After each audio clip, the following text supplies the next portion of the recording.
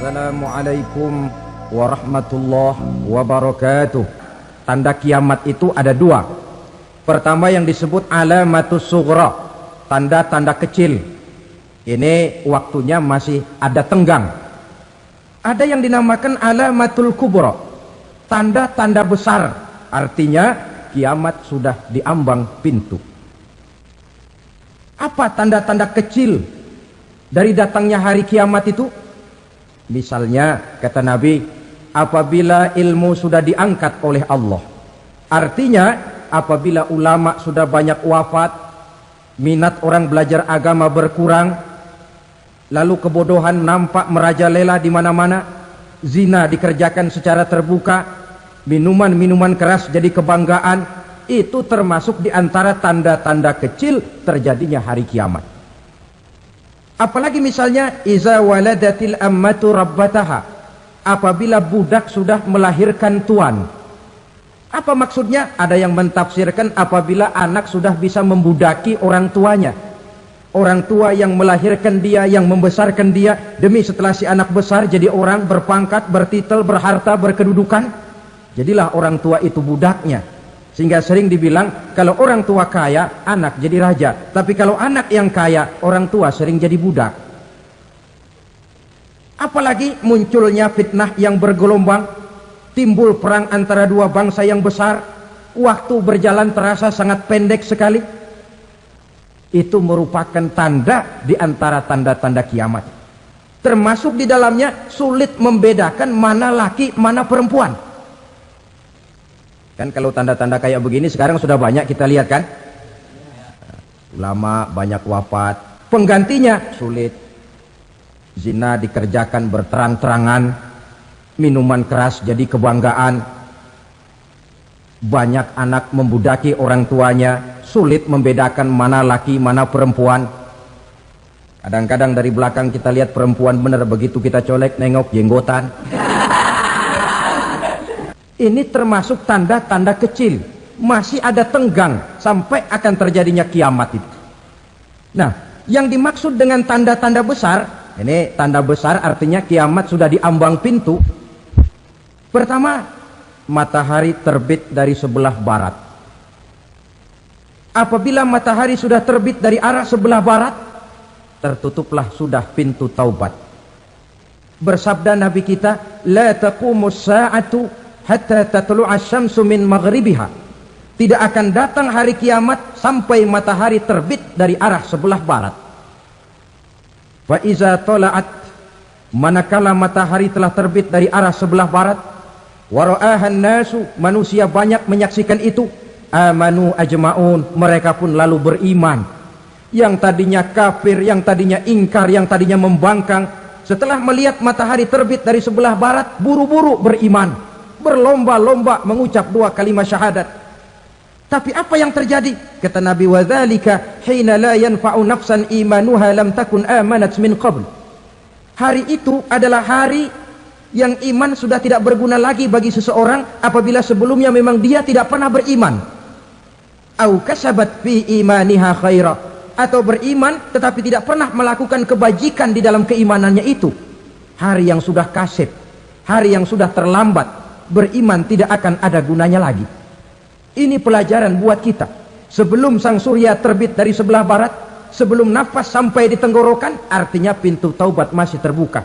Kalau dua hal itu sudah terwujud, nafas sudah sampai di kerongkongan, atau matahari sudah terbit dari arah sebelah barat, tertutuplah sudah pintu taubat. Tak ada lagi gunanya pangkat, jabatan, harta, bahkan beriman pun dalam suasana macam itu too late, kata orang Kulon. Sudah terlambat. Matahari terbit dari arah sebelah barat, itu tanda besar, artinya kiamat sudah diambang pintu. Lalu apalagi tanda besar? Munculnya Dajjal. Dajjal artinya pendusta-pendusta yang menyesatkan manusia. Ada dua macam Dajjal, saudara. Ada Dajjal kecil, ini Dajjal kelas 3. Kalau ini sejak zaman Rasulullah sudah ada itu. Tiap zaman ada. Di zaman Rasulullah misalnya Ada yang bernama Aswad al-Unsi dari Yaman. Ada yang namanya Musailamah al-Kazzab dari Yamamah. Ada yang namanya Ibnu Sayyad dari Madinah. Ini dajjal-dajjal di zaman Rasul. Musailamatul Kazzab memproklamirkan diri jadi nabi dia. Di zaman Rasul masih hidup. Ini dajjal zaman Nabi. Di zaman sahabat muncul dajjal-dajjal. Di zaman kita sekarang ini dajjal-dajjal pun gentayangan. Dajjal-dajjal kelas teri. Kerjanya mendustakan manusia, menyesatkan manusia, memalingkan manusia dari jalan yang benar dan diridhoi oleh Allah Subhanahu wa taala. Adapun yang merupakan tanda besar dari datangnya kiamat, dajjal-dajjal kelas kakap. Pembohong-pembohong besar yang menyesatkan masyarakat manusia berpaling dari jalan Allah mengikuti jalan mereka. Apa sih ciri dajjal itu? Kata Nabi dalam hadis Bukhari Muslim, innad dajjala, sesungguhnya yang namanya dajjal itu yakhruju, satu saat akan muncul mendekati hari kiamat, wa inna ma'ahu ma'an, si dajjal ini membawa air, wa naran, dan juga membawa api. Dua simbol. Di tangan yang satu dia bawa air, di tangan yang satu dia bawa api. Wa ammal ladzi yarahu an-nasu ma'an fanarun. Adapun yang orang banyak lihat air, hakikatnya adalah api. Yang dilihat api, hakikatnya adalah air. Oleh sebab itu, kalau api yang ditawarkan, ambillah air. Kalau air yang ditawarkan, pilihlah api. Maksudnya apa ini? Ini bahasa simbol, saudara-saudara. Dajjal bicaranya seolah-olah untuk kepentingan manusia, menawarkan surga. Surga yang dia tawarkan hakikatnya neraka. Hai manusia, kalau kau mau bahagia, jangan dekat-dekat dengan agama. Solat itu tidak efektif dan efisien, tidak produktif dari segi ekonomi itu. Menghadiri majelis taklim cuma buang-buang waktu. Tahajud, tasbih, tahlil, baca Quran, apa itu? Pekerjaan mubazir saja. Hidup ini cuma sekali. Masa yang cuma sekali, manfaatkan dengan sebaik-baiknya. Mumpung. Dibawanya sifat mumpung, tetapi dalam pengertian yang sangat negatif. Bicaranya seolah-olah untuk kepentingan manusia, tetapi sebenarnya menjerumuskan manusia. Menawarkan air, tapi sebenarnya api. Menawarkan api, tapi hakikatnya air. Apalagi di antara datangnya kiamat itu, tanda yang besar itu, turunnya Nabiullah Isa al-Masih, putra Maryam. Menurut berbagai hadis yang sahih, Nabi Isa al-Masih nanti akan turun lagi. Tidak membawa risalah yang baru, tapi meluruskan risalah Islam ini yang telah banyak ditinggalkan oleh masyarakat. Bahkan ada hadis menjelaskan beliau akan membunuh Nabi, mematahkan kayu-kayu salib, lalu melaksanakan haji dan umrah mengikuti syariat Nabi Muhammad, bukan membawa agama baru. Menjadi semacam mujaddid, reformer, menyelamatkan manusia dari bisikan Dajjal. Bahkan ada riwayat yang menjelaskan bahwa Nabi Isa berhasil mengalahkan Dajjal, mengembalikan masyarakat manusia kembali kepada ajaran Islam yang datang dari Allah, dibawa oleh Rasulullah sallallahu alaihi wasallam. Kemudian apalagi di antara tanda-tanda besar akan datangnya kiamat itu? Keluarnya asap atau awan. Kata Nabi, inna min asyrati sa'ah dukhanan yamla'u ma bainal masyriqi wal maghrib. Di antara tanda-tanda kiamat munculnya awan antara langit dan bumi. Ini pun diperkuat dalam surah Ad-Dukhan ayat 10. Fartaqib yauma ta'tis sama' bidukhanin mubin fayughshan nas hadza azabun alim. Bagi orang-orang yang beriman, mereka biasa-biasa saja. Tapi bagi orang kufur, datangnya asap dan awan ini merupakan azab yang kelewat pedih. Barangkali sedikit mendekati gambaran tentang azab yang pedih ini, saya ingatkan alam pikiran kita kepada peristiwa yang belum lama terjadi. Pernah dengar berita bocornya reaktor nuklir di Chernobyl, Uni Soviet? Pernah dengar? Nah. Bocornya reaktor nuklir di Chernobyl yang mengakibatkan ratusan bahkan sangat mungkin ribuan nyawa. Cuma satu reaktor. Bagaimana kalau seluruh cadangan nuklir yang dimiliki oleh para negara adik kuasa ini diledakkan? Bahkan yang konon menurut catatan, cadangan nuklir yang dimiliki bersama oleh Amerika dan Rusia sekarang ini sudah sanggup memusnahkan 6 miliar manusia. Saudara-saudara hadirin yang saya hormati, lalu saat mendekati hari kiamat, apalagi tandanya? Setelah Nabi Isa wafat, pada saat turunnya yang kedua kali, lalu Allah meniupkan angin sejuk. Semua orang-orang beriman, orang-orang baik wafat, sehingga penghuni bumi ini cuma tinggal lagi terdiri dari orang-orang kafir. Tidak ada lagi di bumi ini yang bisa mengucapkan Allah. Hingga dalam hadis qudsi itu ada keterangan, innallaha azza wa jalla yaqulu li Israfil. Allah pernah pesan kepada malaikat Israfil, kata Allah, Israfil, idza sami'ta qailan yaqul Allah Allah fa akhirin nafakh 40 sanatan ikraman liqailiha. Hai Israfil, apabila kau dengar di permukaan bumi masih banyak orang yang mengucapkan Allah Allah, maka tunda sangkakala kiamat itu 40 tahun. Untuk apa? Ikraman liqailiha, menghormati orang yang mengucapkan Allah Allah itu. Wah, jadi karena sekarang masih banyak yang mengucapkan Allah, besar hatilah kita, masih jauh kiamat itu. Saudara hadirin yang saya hormati, tidak ada lagi orang-orang muslim. Seluruh penduduk dunia ini kafir. Lalu terciptalah struktur sosial yang berlandaskan prinsip hidup semau gue. Bakal terjadilah prinsip di mana yang kaya menyantap yang miskin, yang kuat menindas yang lemah. Hidup sudah bagaikan di rimba belantara, berlaku hukum rimba, siapa yang kuat dia yang menang, siapa yang lemah menjadi mangsa. Timbul kekacauan, maksiat merajalela, munkarat menjadi-jadi, sehingga isi bumi ini penuh dengan segala macam perbuatan dosa. Tidak ada perlunya lagi alam diperpanjang temponya.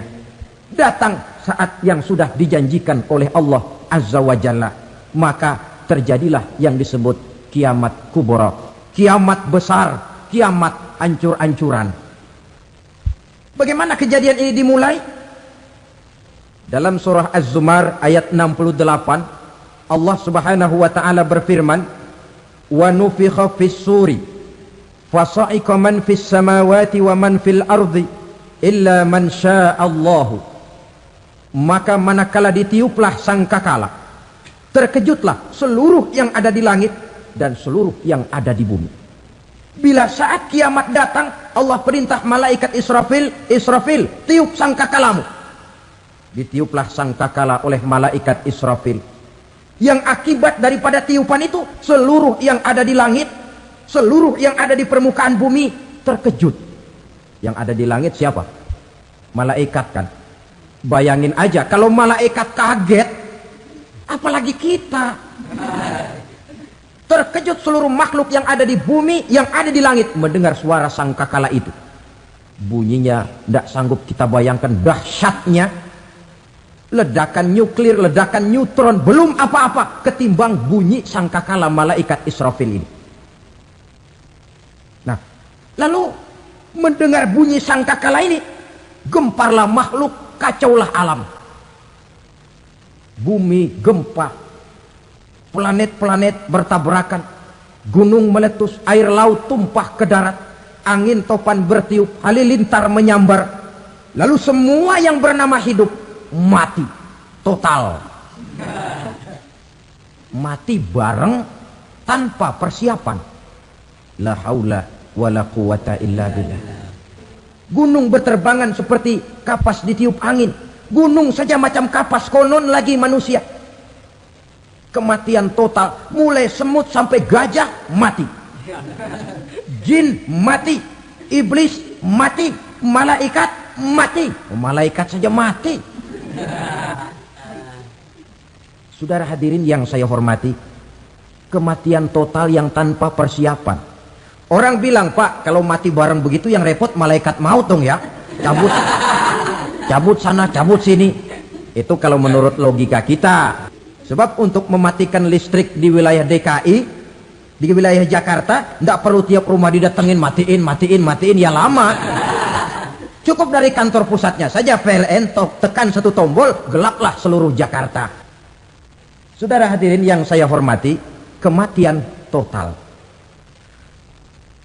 Lalu setelah kematian total, tidak dijelaskan oleh Abi Hurairah 40 jam, apa 40 hari, apa 40 tahun. Hadis cuma menyebutkan 40 saja. Sunyi alam, yang tinggal cuma Allah saja lagi. Ketika itu Allah berseru-seru, katanya, limanil mulkul yauma. Siapa para penguasa hari ini? Mana itu raja-raja dan penguasa yang dulu mengaku jadi Tuhan? Fir'aun. Mana Fir'aun sekarang? Yang dulu jadi raja, merasa berhasil, sombong, lalu tidak mau turun-turun dari kekuasaannya, sampai kepada puncak kekurang ajarannya mengangkat diri jadi Tuhan. Mana itu Fir'aun? Namrus. Mana sekarang Namrus? La ilaha illa ana. Ternyata tidak ada Tuhan lain selain daripada aku, kata Allah. Proses kemudian, saudara-saudara, turunlah hujan dari langit. 40 lamanya hujan itu. Tidak jelas juga 40 jam apa 40 hari. Setelah air turun membasahi, datanglah tiupan sangkakala yang kedua. Semua yang bernama mati bangkit dari kuburnya masing-masing. Ini yang disebut Yaumul Ba'thi, hari kebangkitan. Allahu Akbar. Pada saat kita bangkit dari kubur kita masing-masing, kumpul di padang mahsyar namanya. Bayangin aja, saya sendiri nggak sanggup bayangin. Manusia sejak zaman Adam sampai zaman kiamat kumpul bareng di tempat sama. Berapa banyaknya itu?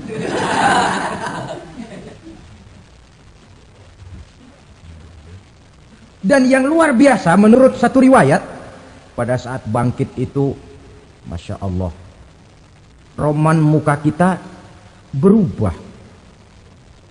Disesuaikan dengan amalan kita waktu di dunia ini.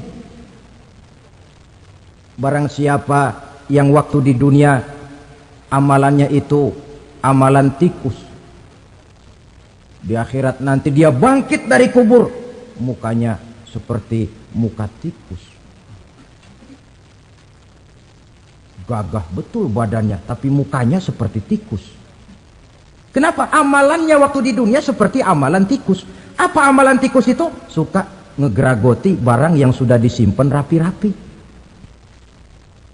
Orang sudah simpan uang rapi-rapi, simpan perhiasan rapi-rapi, digeragoti oleh tikus. Maling-maling, pencoleng-pencoleng, koruptor-koruptor. Itu nanti di akhirat nanti kita lihat mukanya seperti muka tikus. Oh ini waktu di dunia suka nyolong, hanya seperti muka tikus. Barang siapa yang waktu di dunia ini amalannya itu amalan macan, dia akan bangkit nanti mukanya seperti muka macan. Apa amalan macan? Macan itu amalannya menang-menangan.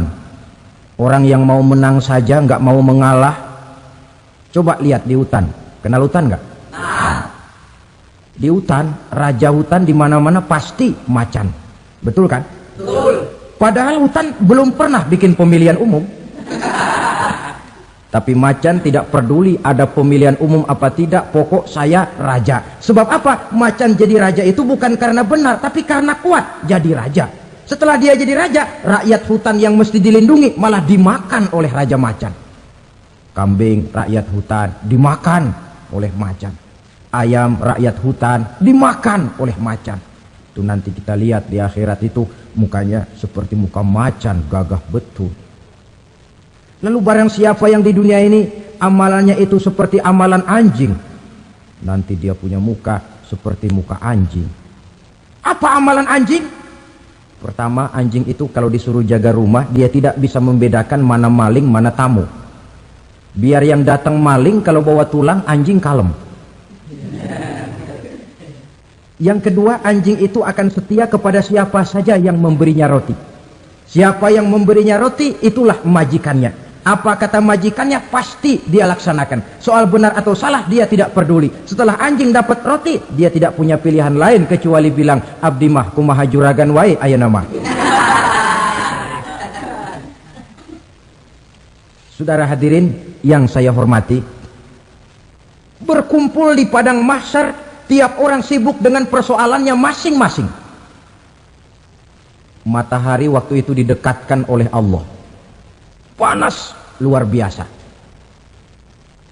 Ada yang saking panasnya itu mencucurkan peluh keringat sampai sebatas mata kakinya. Ada yang keringatnya sampai sedengkulnya. Ada yang keringatnya sampai sepusatnya. Ada yang keringatnya mengalir sampai sebahunya. Ada yang kelelap oleh keringatnya sendiri, sementara orang di sampingnya nggak apa-apa. Bergantung lagi amalan dia waktu di dunia ini. Saudara-saudara, sebagian orang dalam kepanikan padang mahsyar berombong-rombong datang mereka menghadap Nabi Adam. Ya Adam, anta abal bashar. Hai Adam, Tuhan adalah bapak moyang manusia. Kami sebentar lagi akan disidang, dimintakan pertanggungan jawab. Tolonglah kami, hai Adam. Kata Nabi Adam, jangankan nolongin sampean, saya sendiri tanggung jawab di hadapan Allah ketika dulu tidak boleh makan huldi, saya serobot. Sudahlah, urus diri masing-masing saja, nafsi. Begitu kata Nabi Nuh, begitu kata Nabi Ibrahim. Tiap orang bertanggung jawab sendiri-sendiri. Ketika itulah saudara-saudara, nikmatnya menjadi umat Nabi besar Muhammad sallallahu alaihi wasallam. Sebab apa? Walaupun menurut abjad kita ini umat paling belakang, paling belakang kita ini toh, karena Nabi Muhammad adalah Nabi akhir, tapi akan dihisap lebih dulu, lewat di atas sirat lebih dulu, masuk surga lebih dahulu ketimbang umat-umat belakangan. Ketika Rasul mendekati ajal, beliau tanyakan itu kepada malaikat Jibril. Malaikat Jibril berkata, Muhammad jangan khawatir, Allah sudah berjanji, inni haramtul jannata ala sairil anbiya hatta tadkhulaha anta wa haramtuha ala sairil umami hatta tadkhulaha ummatuka. Surga aku haramkan buat seluruh nabi kecuali kalau engkau Muhammad sudah masuk ke dalamnya, dan surga aku haramkan buat seluruh umat kecuali kalau umatmu Muhammad sudah masuk ke dalamnya. Logikanya, walaupun menurut abjad kita umat paling belakang, bakal dihisap paling dulu, lewat di atas sirat paling dulu, masuk surga paling dulu, kalau mampir ke neraka juga paling dulu. Ya resiko. Jangan mau enaknya aja paling dulu. Saudara hadirin yang saya hormati, setelah masa kebangkitan itu jangan dikira begitu bangkit langsung diperiksa. Masih menanti ribuan tahun perhitungan padang mahsyar untuk sampai kepada proses yang disebut yaumul hisab, hari perhitungan. Seorang demi seorang bakal dipanggil. Bayangkan saja, kita se-RT saja di absen kadang-kadang perlu waktu lama. Ini manusia sejak zaman Nabi Adam sampai datang hari kiamat, satu demi satu disidang di hadapan Qadhi Rabbul Jalil. Status sosial copot sudah waktu itu. Yang pernah jadi hartawan di situ tidak lagi kelihatan kehartawanannya. Yang pernah jadi jenderal tidak lagi dipanggil jenderalnya. Yang ustadz tidak lagi dipanggil al-mukarramnya. Seluruh status sosial selesai. Dipanggillah kita seorang demi seorang menghadap Qadhi Rabbul Jalil. Bagaimana proses penghisaban itu? Pertama, proses tanya jawab. Di antaranya ada hadis menyatakan, lan tazula qadama 'abdin yaumal qiyamah hatta yus'ala an arba'i khisalin. Besok di hari kiamat tidak akan bergeser telapak kaki seorang hamba sampai dia ditanya lebih dulu tentang 4 persoalan. Tentang ilmunya, kemana ilmu itu diamalkan. Tentang umurnya, di mana umur itu dihabiskan. Tentang masa mudanya, kemana masa muda itu dipakai. Tentang hartanya, dari mana harta itu didapat dan kemana harta itu dibelanjakan. Ini termasuk proses tanya jawab. Jadi kalau istilah pengadilan dunia, nama Fulan bin Fulan. Kamu waktu di dunia diberikan umur panjang untuk apa?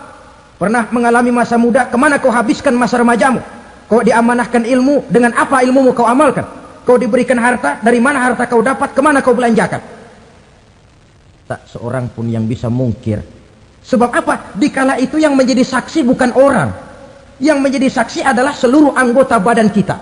Tangan bicara, kaki jadi saksi terhadap seluruh amalan yang pernah kita kerjakan pada saat kehidupan di alam dunia ini.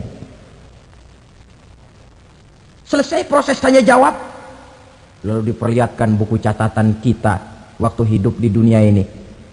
Jangan lupa Allah itu menyiapkan 2 superkomputer kepada kita, sebelah ditempelin sebelah kanan, yang sebelah tempelin di sebelah kiri.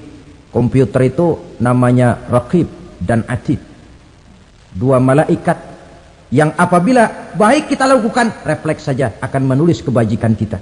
Jahat kita kerjakan, akan tertulis. Catatan itu nanti diperlihatkan kepada kita. Waduh, alangkah malunya pada saat diperlihatkan catatan kita, buku rapot kita merah melulu. Barangkali diperiksa sambil diomelin, brengsek lo, buku merah melulu begini, bagaimana waktu hidup di dunia? Tidak cukup diperlihatkan buku catatan kehidupan, rekaman kehidupan. Rekaman kehidupan kita secara utuh sejak terlahir sampai ajal datang merenggut nyawa. Barangkali mirip dengan video sekarang ini, di mana terekam dengan baik seluruh kegiatan kita, sejak yang sekecil-kecilnya sampai kepada yang sebesar-besarnya.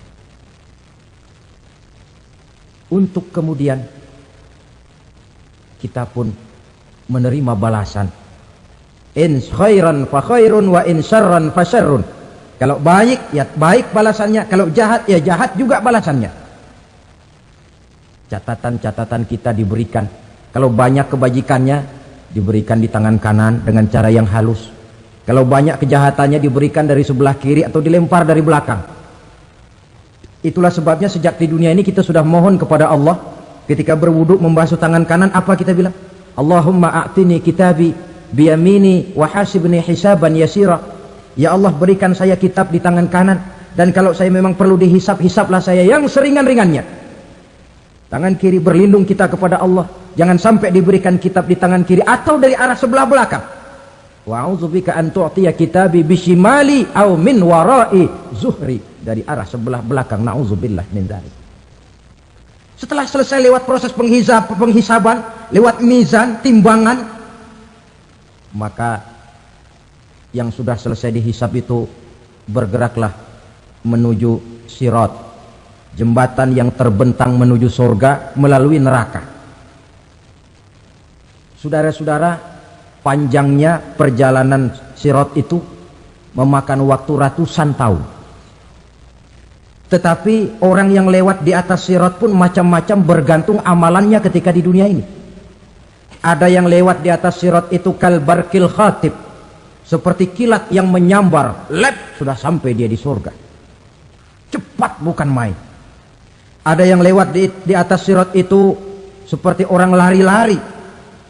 Ada yang lewat di atas sirat itu seperti orang jalan biasa. Ada yang sambil merangkak, ada yang sambil ngesor, ada yang sambil gelayutan, ada yang selamat sampai ke ujung ke surga, ada yang tergelincir jatuh masuk ke dalam neraka, bergantung amalannya dalam kehidupan di dunia sekarang ini. Tiap kita akan melewati yang namanya sirat ini. Saudara-saudara kaum muslimin yang saya hormati, dengan demikian mereka yang selamat melalui sirat sampai ke terminal akhir surga, mereka yang ketika dihisab ternyata banyak kejahatannya daripada kebaikannya, mereka singgah di dalam neraka. Nah, adapun orang-orang yang beriman menurut ayat Quran dan hadis Nabi itu nanti ada bermacam-macam. Ada orang beriman itu yang dimasukkan surga. Ada orang beriman itu yang dimasukkan ke dalam surga. Ada orang beriman itu yang disebut penduduk surga. Kenapa lain-lain, Pak? Karena waktu di dunia amalannya juga lain-lain. Ada orang beriman yang masuk surga. Ini paling murah tiketnya. Mau masuk surga? Kata Nabi begini, ma min abdin qala la ilaha illallah thumma mata ala dhalik illa dakhala al-jannah Kalau seorang hamba sudah mengucap 2 kalimat syahadat, dia yakin dengan kebenaran kalimat itu sampai matinya, orang itu akan masuk surga. Abi Dzar yang waktu itu diajak bicara heran, ya Rasul kok gampang betul? Iya. Walaupun orang itu mencuri, iya. Walaupun orang itu berzina, iya. Biar dia mencuri, biar dia berzina, kalau dia sudah mengucap 2 kalimat syahadat, dia yakin dengan kebenaran kalimat itu sampai matinya, itu orang akan masuk surga.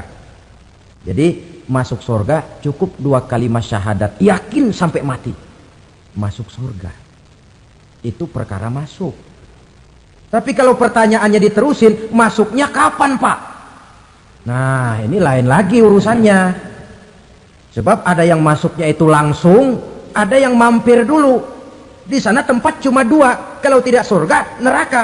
Mau ke surga tapi mampir dulu, yang mampirnya jelas di neraka. Kenapa? Dalam hadis qudsi ada riwayat, nanti itu di akhirat, setelah Allah selesai mengatur penduduk surga masuk surga, yang neraka masuk neraka, Allah berkata kepada malaikat Malik, malaikat Malik, labaik ya Allah, itu bajingan-bajingan tengik, manusia-manusia durjana yang waktu di dunia tidak mau sujud, jauh dari ulama, gemar melakukan yang munkarat dan maksiat, hidup di tengah masyarakat selalu jadi bibit keonaran, kufur, sudah masuk neraka semua. Sudah ya Allah. Nah kalau sudah, coba sekarang kamu masuk Malik. Saya, iya, masuk neraka. Mau apa ya Allah? Kata Allah, akhriju minan nar man kana fi qalbihi misqala habatin min khardalin min iman. Kau masuk neraka, cari di dalam neraka orang-orang yang ada imannya walaupun kecil sebesar biji zarah, angkat mereka keluar. Masuk malaikat Malik ke neraka, cari orang yang ada imannya, korek-korek. Ya repot, udah pada gosong. Yang ada imannya diangkat ke atas, yang ada imannya diangkat ke atas, lalu dimandikan di Nahrul Hayat, namanya sungai kehidupan di akhirat nanti. Cakep lagi rupanya, bersih lagi wajahnya, apel di hadapan Allah. Kata Allah, bagaimana mas?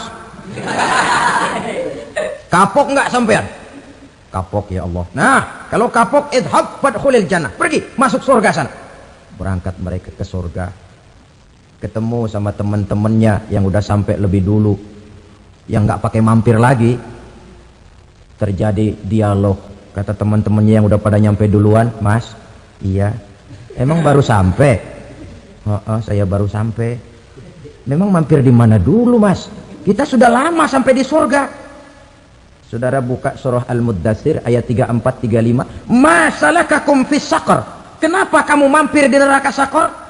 Qalu lam naku minal musallin. Mereka menjawab, kami mampir di neraka Saqar mas, gara-gara dulunya kami waktu di dunia tidak pernah sholat. Tidak pernah sholat? Tidak pernah. Kan rumahnya dekat masjid, cuma dekat doang mas. Sholat mah enggak saya.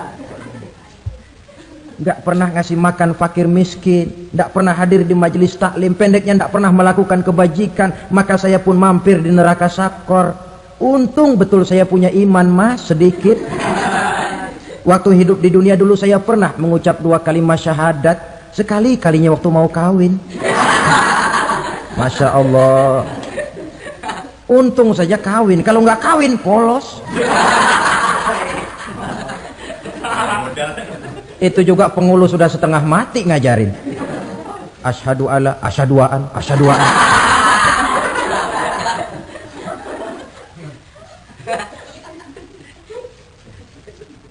Ini namanya masuk surga, ada mampir dulu. Ada pula orang mukmin itu yang dimasukkan surga. Namanya dimasukkan kan terima beres. Saya masuk ke rumah, jalan sendiri, cari tempat sendiri. Saya dimasukkan ke dalam rumah, terima beres, pokok ada di dalam, itu dimasukkan namanya. Nggak pakai mampir. Tapi tentu tiketnya lebih mahal ketimbang yang pertama tadi. Apa kata Allah? Innal ladzina amanu wa amilus salihat la ukaffiranna anhum sayyi'atihim wa la udkhilannahum jannah. Sesungguhnya orang-orang yang beriman kemudian beramal soleh, kami hapuskan segala dosa dan kesalahannya, kami masukkan mereka ke dalam surga. Lihat ayatnya, Allah yang memasukkan, kita yang dimasukkan. Tidak pakai transit, tidak usah mampir.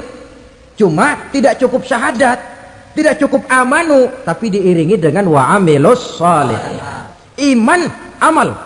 Tidak cukup syahadat, lalu dibuktikan dia sholat, dia zakat, puasa, lalu dia melakukan berbagai macam kebajikan.